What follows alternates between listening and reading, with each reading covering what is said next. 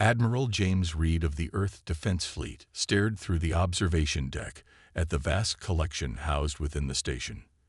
Thousands of artifacts from hundreds of civilizations, some dating back millions of years, all meticulously cataloged and preserved. The collection, as humans had come to call it, was humanity's greatest secret and most powerful bargaining chip. Admiral, the Galactic Council delegation has arrived, Lieutenant Anna Mills reported, her posture stiff despite the years they'd served together. Reed nodded. Show them in. Let's hope this goes better than the last time. The 7 alien representatives that entered were a stark reminder of humanity's relative youth in galactic affairs. The tallest, Ambassador Drell of the Andari, towered at nearly 8 feet, his blue-scaled skin reflecting the soft lighting of the station. The smallest, Counselor Pip of the Mentorian Collective, barely reached Reed's knee. "Welcome to Sanctuary Station," Reed said, executing a perfect diplomatic bow. "We're honored by your presence." Drell's inner eyelids blinked horizontally. "The honor is mutual, Admiral. Though I must express the Council's continued concern regarding humanity's stewardship of these artifacts." "A concern we understand," Reed replied smoothly, "which is why we invited you here today." Professor Marcus Thompson stepped forward, the civilian authority on the collection and Reed's longtime friend. His weathered face bore the marks of decades studying the impossible. "Counselors, what you're about to see has never been shown to non-humans before." The group moved through a series of security barriers, each more sophisticated than the last. Reed noticed the surprise on the aliens' faces. They hadn't expected such technology from humans. When humanity discovered the first artifact on Mars in 2089, we had no idea what we'd found, Thompson explained. By the time we made first contact with the Andari in 2127, we'd already recovered 17 major pieces. We didn't realize their significance until Ambassador Drell's predecessor nearly collapsed upon seeing just one. They entered the central chamber, a vast spherical room with thousands of pedestals, each holding an object that defied conventional physics. "The collection began long before humans," Thompson continued. "We simply became its latest custodians." Reed watched the aliens carefully. The Mentorians' eye stalks were fully extended in shock. The Vex representatives' breathing apparatus wheezed faster. Even Drell seemed momentarily stunned. "Impossible," whispered Counselor Tarn of the Hegemony, his mandibles clicking rapidly. "You have the luminous sphere of Calaptus, the Cronus Key, the Stellar Codex. These were lost millennia ago." Thompson nodded. "Along with thousands more. Earth wasn't just another colony world as you all assumed. It was a safe house, a repository." Reed stepped forward. "For the past century, humanity has been dismissed as newcomers, barely tolerated in galactic politics. Meanwhile, we've been piecing together the truth.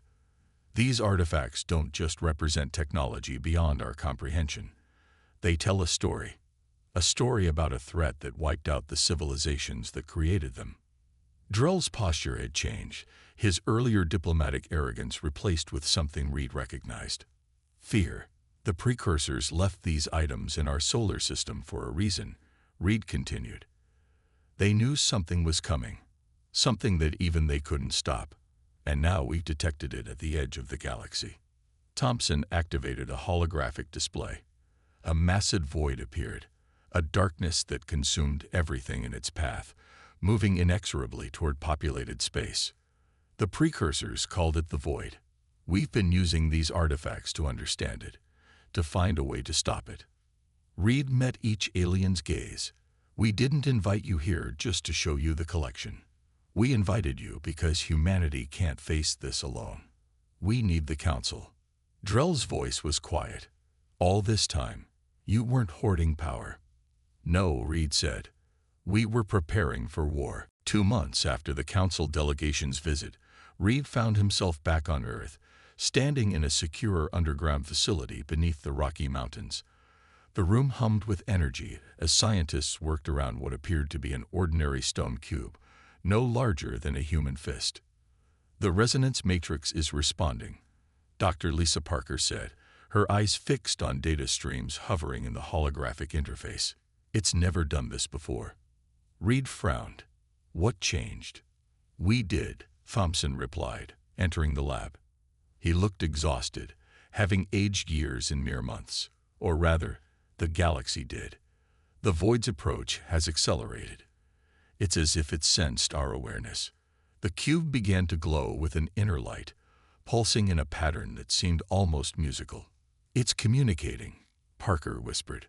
Across the galaxy, on worlds both council-aligned and independent, similar artifacts were awakening. Reports flooded in through the quantum communications network. On 37 different worlds, ancient technology, long thought dormant or merely decorative, had suddenly activated. Reed's comm unit chimed. Admiral, emergency transmission from the Andari homeworld. Ambassador Drell is requesting immediate conference. The holographic projection showed Drell standing amid chaos, his usually immaculate chambers now filled with frantic activity. Reed, the helix spire has awakened, Drell said without preamble. It's projecting coordinates that match your Earth. Reed exchanged glances with Thompson. The same is happening here, Ambassador. I believe the artifacts are creating a network. A defense system, Thompson added, or perhaps a weapon. From the Mentorian collective came reports of crystal shards assembling themselves into complex geometric patterns. From the Vex Imperium, ancient engines buried beneath their capital city had roared to life for the first time in millions of years. They're all connected, Parker said quietly.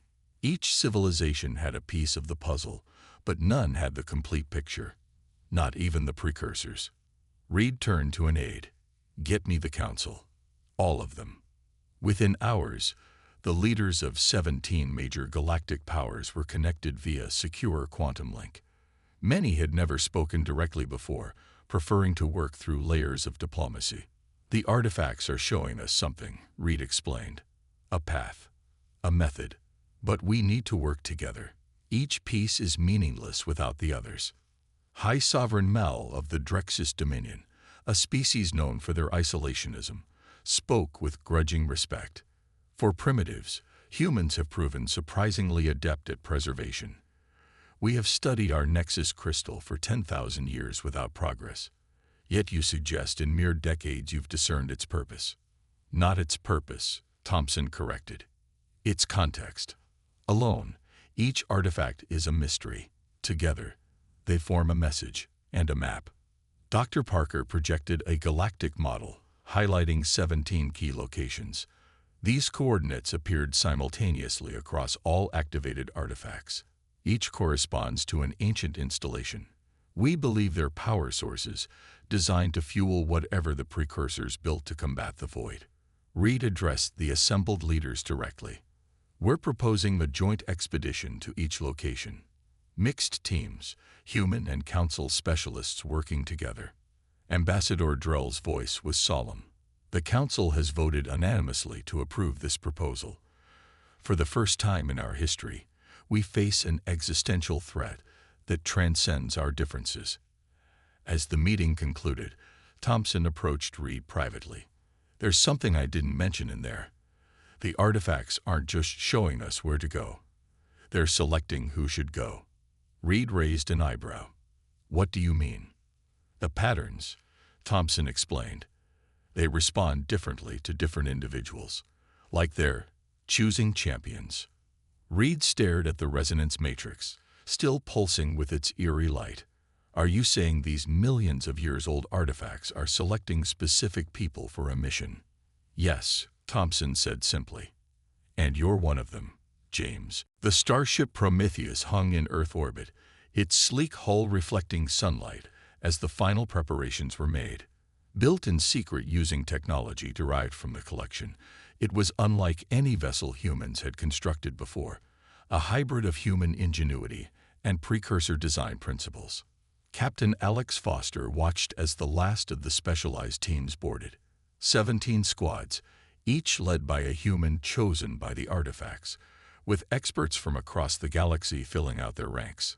"Still can't believe I'm shipping out with aliens," muttered Chief Engineer Tom Wilson, standing beside Foster on the observation deck. "3 months ago, I was working on fusion drives in the Europa shipyards." Foster nodded. "And I was patrolling the Kuiper Belt. Yet here we are, about to embark on the most important mission in human history."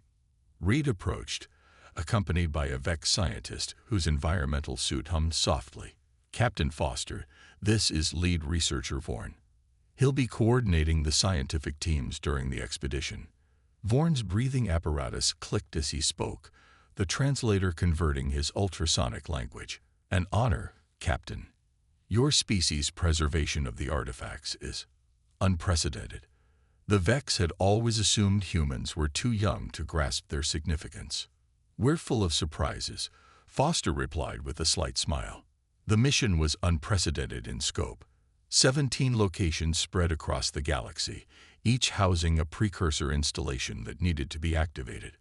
According to the patterns extracted from the artifacts, these installations formed a vast network designed to contain, or perhaps destroy, the void. As the crew made final preparations, Foster studied the mission profiles. Each team would face unique challenges. The Andromeda installation was buried beneath an ocean of liquid methane. The Cygnus site orbited a neutron star, bathed in lethal radiation. The Orion complex was located on a planet whose atmosphere would crystallize human lungs in seconds. "We launch in 3 hours," Reed told them. "The Council fleet will rendezvous with us at the first coordinates. From there, we split into specialized task forces." Later, alone in her quarters, Foster examined the small crystal fragment she'd been given, her key to the Orion complex. It pulsed with an inner light that seemed to match her heartbeat. According to Thompson, this synchronization was why she'd been chosen. Her door chimed. "Enter," she called. Thompson himself walked in, looking troubled. "Captain, there's something you need to know before we depart." "Something I haven't told the Council." Foster gestured for him to sit. "I'm listening." "The artifacts. They're not just technology. They're semi-sentient. The precursors encoded portions of their consciousness into each piece." Foster stared at the crystal in her hand with new wariness. "You're saying I'm carrying someone's mind?" "Not exactly. More like echoes, fragments of purpose and knowledge." Thompson leaned forward. "The void isn't a natural phenomenon.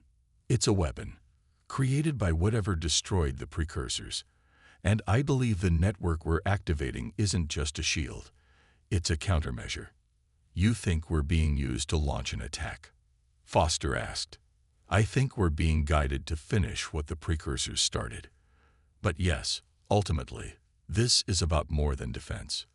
The ship's intercom interrupted them. "All command staff report to the bridge. Council vessels approaching." On the bridge, Foster watched as a fleet materialized from hyperspace, ships of various designs and technologies, representing the combined might of the Galactic Council. Admiral Reed's voice came through the comm. "Captain Foster, you have operational command of the expedition. The fate of the galaxy rests with you and your team. Good luck." Foster turned to her diverse crew, humans working alongside species they'd only recently met, all united by an existential threat. "Helm, set course for the Taurus installation. All departments, final checks. We launch in 30 minutes. As the Prometheus prepared to depart, Foster watched Earth recede in the viewscreen. Humanity had gone from planetary civilization to galactic defenders in less than a century, entrusted with artifacts of immeasurable power and importance. "The burden of custodianship," Thompson murmured beside her, as if reading her thoughts. "That's what the precursors left us. Not just objects to protect, but a mission to complete." The Taurus installation hung suspended in the atmosphere of a gas giant, ancient technology defying gravity in ways that still confounded the expedition scientists. As the Prometheus approached the massive floating structure, Captain Foster felt the crystal key in her pocket grow warm. "Energy readings are off the charts," reported Science Officer Jack Miller, his eyes wide as he studied the data. The installation recognized our approach. It's waking up. Foster turned to Ambassador Drell, who had joined this particular team due to Andari expertise in atmospheric operations. Have your people ever encountered anything like this? Never, Drell admitted, his usual diplomatic veneer stripped away by genuine awe. The Andari Confederation has explored this galaxy for 50,000 years. We thought we knew its secrets.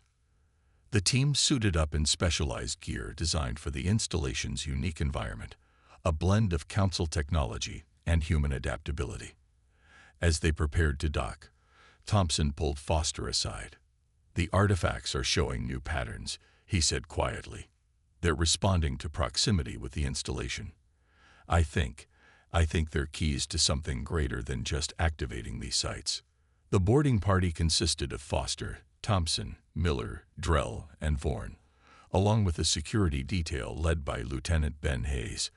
As they stepped onto the ancient structure, the material beneath their feet illuminated, creating pathways that led deeper into the installation.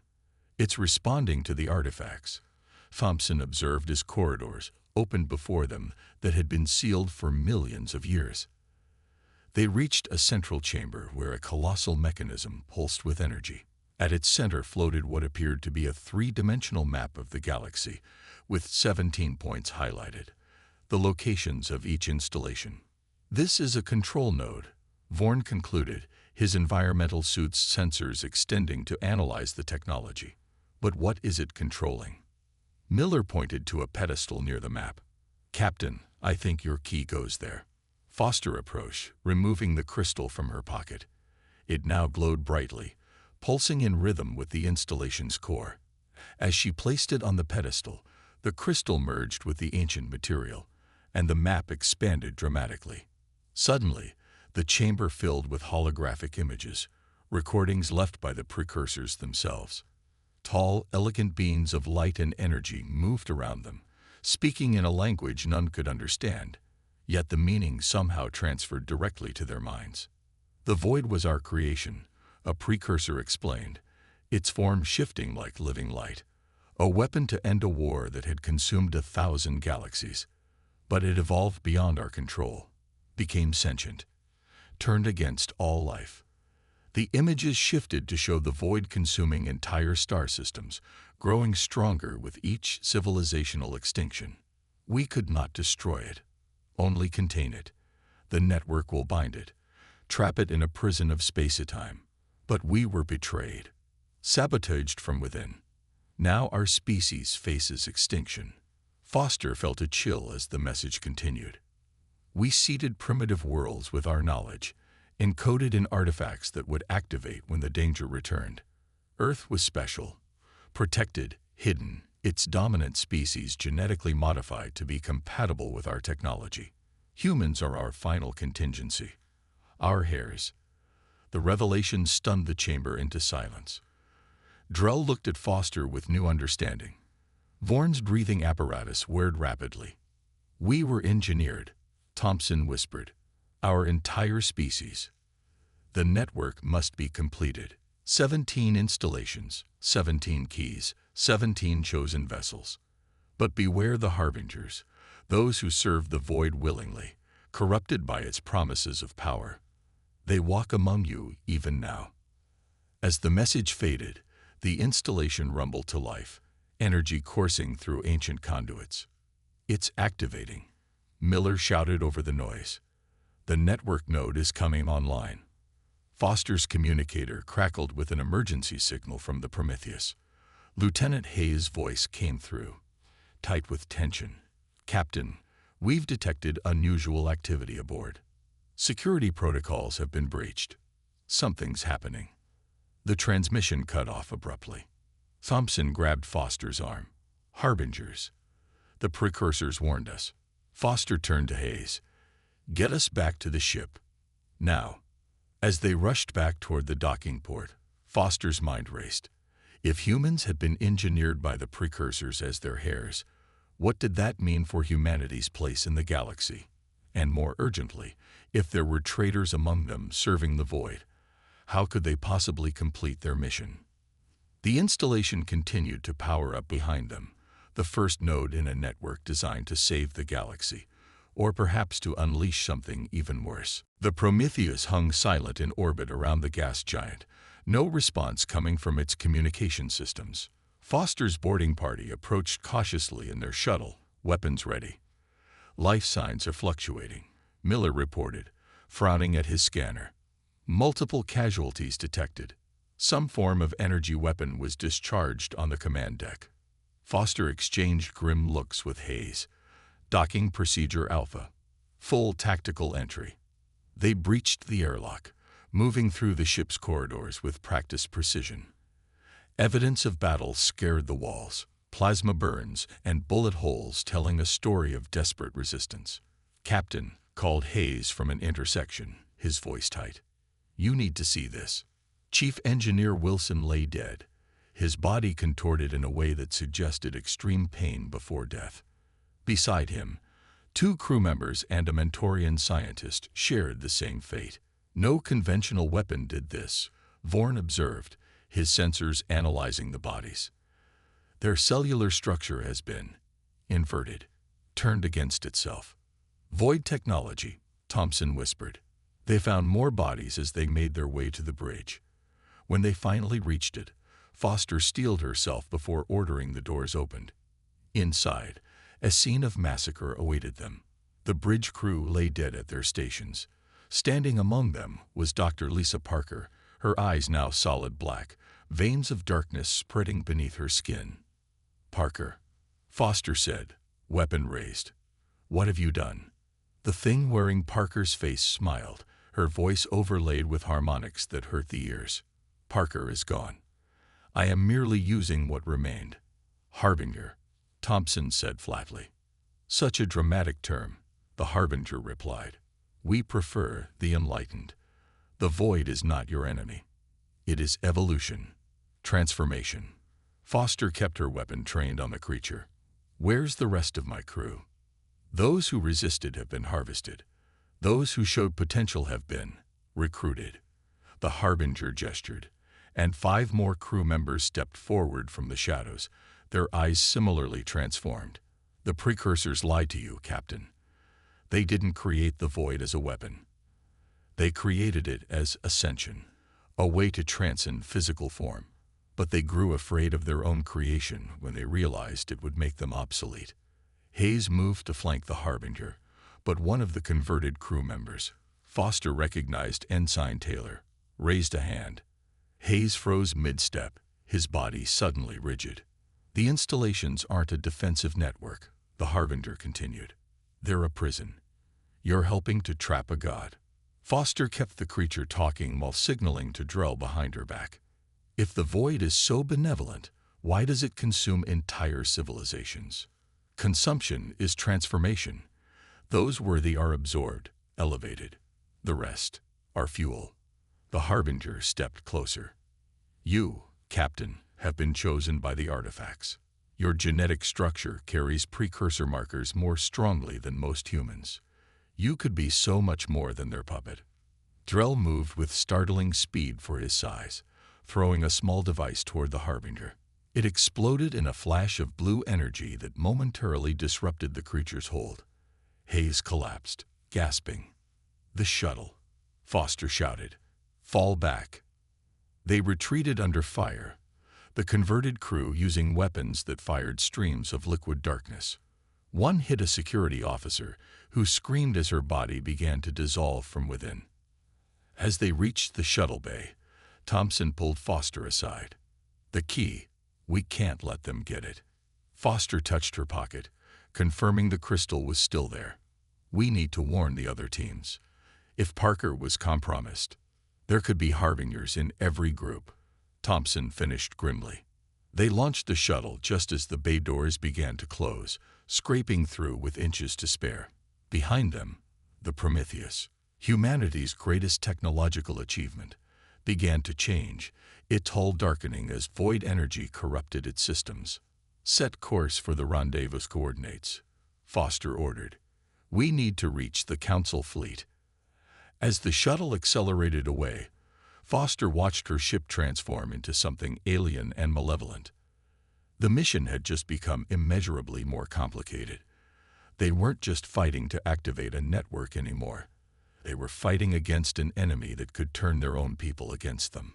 If the Harbingers have infiltrated the other teams, Thompson said quietly, they could already have control of multiple installations. The Council Emergency Summit convened aboard the Andari flagship Eternal Light. Representatives from 17 civilizations gathered in unprecedented unity.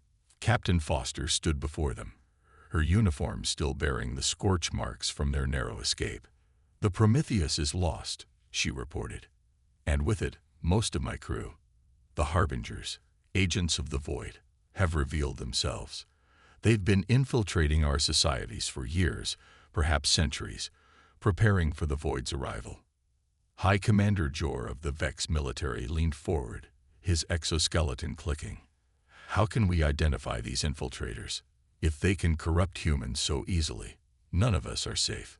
The artifacts respond negatively to their presence," Thompson explained. "It's subtle, but measurable. We can modify sensors to detect the quantum disruption their altered biology creates." Foster activated a holographic display showing the galaxy map with the 17 installations. 3 now glowed red. "Based on emergency transmissions we've received, Harbingers have seized control of these sites. 4 more have gone silent completely." Ambassador Drell's scaled face was grim. "Then we've already lost nearly half the network." "Not lost," Foster corrected. "Not yet. Each installation requires a specific key to fully integrate with the network. We still hold those keys." The chamber erupted in debate, some arguing for immediate military action to reclaim the installations, others suggesting they destroy them entirely to prevent the Harbingers from using them. Amid the chaos, an unexpected voice cut through. "Perhaps we should consider what the Harbinger told Captain Foster." All eyes turned to Counselor Pip of the Mentorian Collective, the smallest being in the room yet suddenly commanding complete attention. "The precursors were not gods," Pip continued. "They were fallible beings who created something they couldn't control. What if their solution, imprisonment rather than understanding, was wrong? What if the Void is not what we think it is?" Thompson stepped forward. "With respect, Counselor, I study the artifacts for decades. The Void consumes all life it encounters. Its Harbingers corrupt and destroy. Or transform," Pip countered. "Perhaps we lack context." Foster recognized the dangerous path this conversation was taking. "Counselor, are you suggesting we surrender to the Void?" Before Pip could answer, alarm sirens blared throughout the ship. A communications officer rushed in. "Multiple vessels approaching. They appear to be." "It's the Prometheus, sir, but changed." The view screen activated to show their former ship, now a twisted, dark version of itself, accompanied by similar corrupted vessels from other species. "They've assimilated ships from all our fleets," High Commander Jor observed with horror. "Those are Vex destroyers, Andari cruisers, even a Mentorian science vessel." The face that appeared on the communication screen was barely recognizable as Dr. Parker, now fully transformed, her features elongated and her skin webbed with pulsing black veins. "This conflict is unnecessary," the Harbinger said, its voice a dissonant chorus. "We offer transcendence, evolution beyond your biological limitations." Foster stepped forward. "You offer extinction. Extinction is your current path. The stars are dying, Captain. The universe grows cold. The Void offers continuation beyond physical form." As the Harbinger spoke, Foster noticed something disturbing. Several members of the council were nodding slightly, as if the words resonated with them. "Cut transmission," Foster ordered sharply. After a moment's hesitation, the communications officer complied. "Their words carry influence," Foster warned the council. "Some kind of subtle psychic manipulation." Drell stood, his imposing height drawing all eyes. "We must make our choice now. Fight or surrender." "I vote we fight." One by one, the council members declared their positions. Foster held her breath as Pitt's turn came. The small Mentorian hesitated, then said, "The collective stands with humanity." In the end, the vote was unanimous. Whatever doubts some might harbor, none were willing to be the first to capitulate. "Then we have our mandate," Foster said. "We need to retake the captured installations and activate the full network." Thompson addressed the council directly. "The artifacts suggest that once fully activated, the network can contain the void. But we'll need to control all 17 points simultaneously. A coordinated attack," High Commander Jor concluded, "hit all compromised installations at once to prevent them from reinforcing each other."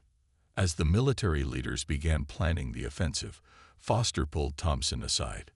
"Do you trust the Council?" After what we just saw, the battle raged across the galaxy, 17 simultaneous assaults on the precursor installations. Foster led the strike team targeting the primary node, the one that would coordinate the entire network once activated. The Valiant, an Andari cruiser temporarily under her command, shuddered under enemy fire as they approached the massive installation orbiting a dying star. "Shields at 42%, reported the Andari tactical officer. "The corrupted vessels are concentrating their attack on our port side." Foster studied the tactical display. "Bring us around. Full power to forward shields. We need to reach that docking bay." Beside her, Thompson monitored the status of the other 16 attack groups. Teams 3 and 7 have secured their installations. Team 5 reports heavy resistance. The others are still fighting. The plan was audacious but simple. Each team would fight their way to the core of their assigned installation and insert their artifact key simultaneously. According to Thompson's research, this would activate the network and create a containment field around the void. As they approached the installation, a massive shadow fell across their view screen. The corrupted Prometheus, now barely recognizable as a human vessel. "Evasive maneuvers," Foster ordered. Too late. A beam of pure darkness lanced out from the work ship, cutting through their shields like they didn't exist. The Valiant lurched violently. "Engineering reports critical damage to propulsion systems," the tactical officer announced. "We're losing power." Foster made a quick decision. "Launch the assault shuttles. Now." 3 shuttles ejected from the crippled cruiser, racing toward the installation, while the Valiant engaged the corrupted Prometheus in a desperate holding action. Foster's shuttle shook as they entered the installation's atmosphere containment field. Lieutenant Hayes guided them expertly through defensive fire toward the landing bay. "Captain," Thompson said urgently, "I'm receiving reports from the other teams. The Harbingers knew we were coming. They'd fortified the core chambers. Can they still reach the activation points?" Thompson's expression was grim. "They're trying, but casualties are high." The shuttle landed hard, its rear section damaged by defensive fire. Foster led her team out, Thompson, Hayes, and a mixed group of human and alien specialists. They fought their way through corrupted defenders, both mechanical and once living beings now warped by void energy. As they approached the central chamber, Foster's communicator crackled with multiple distress signals. "Team 2 is down. Team 8, overrun." Thompson looked up from his device, face pale. "We're losing." They reached the chamber entrance to find it sealed by a barrier of swirling darkness. "Analysis," Foster asked Vorn, who had joined her team for this final push. The Vex scientist studied the readings on his scanner. "It's pure void energy. No conventional weapon will penetrate it." Hayes aimed his rifle anyway, firing a full clip into the barrier. The shots were simply absorbed. "There has to be a way," Foster insisted, pulling out her crystal key. As she held it near the barrier, the artifact pulsed brightly, but the darkness remained impenetrable. Thompson suddenly froze, his expression distant. "The other artifacts, they're communicating with me, sharing information." "What are they saying?" Foster demanded. "The keys, they're not just keys. They're vessels. Containers designed to hold a portion of precursor consciousness." He looked at Foster with dawning horror. "The network can't be activated remotely. It requires direct neural interface, a living mind to guide the process. Understanding washed over Foster. A sacrifice. Thompson nodded slowly. One at each installation.